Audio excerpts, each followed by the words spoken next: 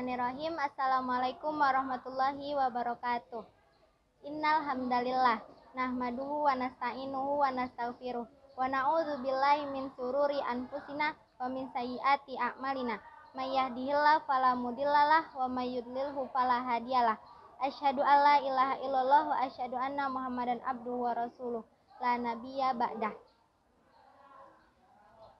Allah Subhanahu wa taala berfirman, A'udzubillahi minasyaitonirrajim. Bismillahirrahmanirrahim. Walanabluwannakum bisyai'im minal khaufi wal ju'i wa naqsim minal amwali wal anfusi wa basyiris sabirin. Yang artinya, dan sesungguhnya kami memberikan cobaan kepada kalian dengan sedikit ketakutan, kelaparan, kekurangan harta, jiwa, dan buah-buahan. Dan berilah kabar gembira kepada orang-orang yang sabar. Quran Surat Al-Baqarah ayat 155. Pejuang Qurani di sini pasti pernah berada di posisi yang sangat tidak mengenakan, bukan? Kondisi yang benar-benar menyayat hati, menyudutkan diri, mengobrak-ngabrik emosi, hingga tak jarang banyak manusia yang tidak kuat dengan ujian tersebut, sampai berani melintasi garis larangan yang tidak bisa dibenarkan oleh Allah Subhanahu wa taala. Atau malah ia menjadi depresi dan berputus asa akan kekuatan Allah, berprasangka buruk kepadanya, dan berakhir merutuk bahkan mengolok-ngoloknya. Dunia terkadang membuat kita letih menghadapinya. Bergelut dengannya membuat kita harus menghadapi 1001 masalah yang terus berganti. Masalah-masalah itu tidak akan habis selama kaki masih menginjak bumi. Tetapi seberat dan sebanyak apapun masalah yang kita hadapi, jangan pernah takut, apalagi goyah.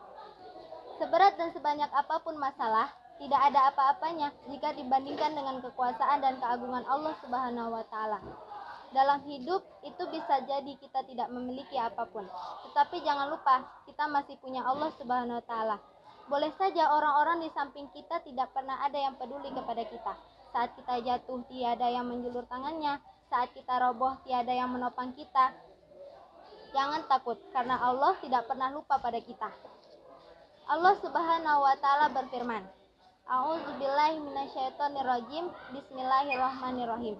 La yukallifullahu nafsan illa wus'aha. Yang artinya, Allah tidak akan membebankan seseorang melainkan sesuai dengan kemampuannya.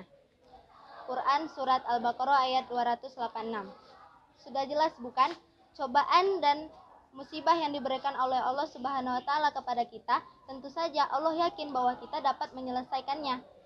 Sebagai analogi, ketika anak SD tidak mungkin mendapat ujian untuk anak SMA, bukan?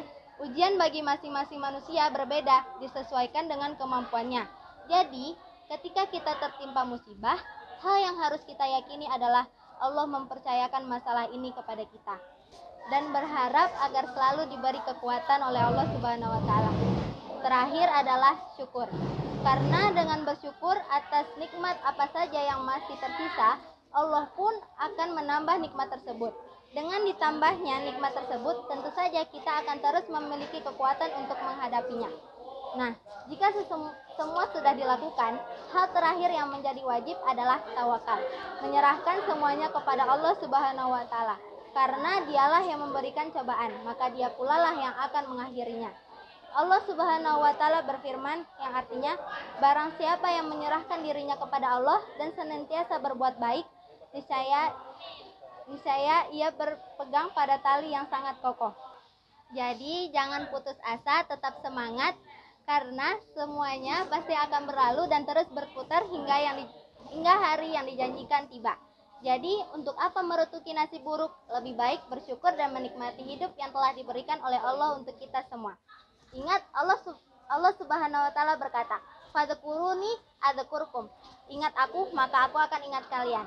Karena jika kita terus-menerus ingat sama Allah, maka Allah juga akan ingat sama kita. Dan ingatnya Allah kepada kita itu ladzikrullahi akbar. Ingatnya Allah kepada kita itu jauh lebih dahsyat daripada ingatnya kita kepada Allah. Pasti di balik segala ujian dan cobaan terselip hikmah di dalamnya. Hikmah yang menjadi pelajaran berharga bagi perjalanan hidup kita.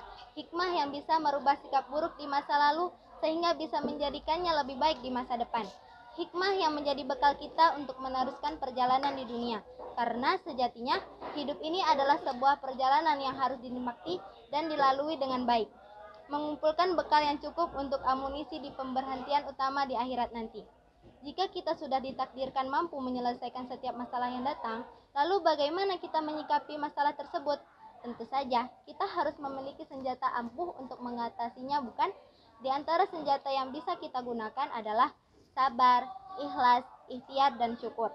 Dengan kolaborasi 4 senjata tersebut, yakinlah bahwa semua akan baik-baik saja dan berakhir melegakan. Mungkin hanya ini yang dapat saya sampaikan. Semoga bermanfaat. Wa akhirul kalam. Wabillahi taufiq wa hidayah. Assalamualaikum warahmatullahi wabarakatuh.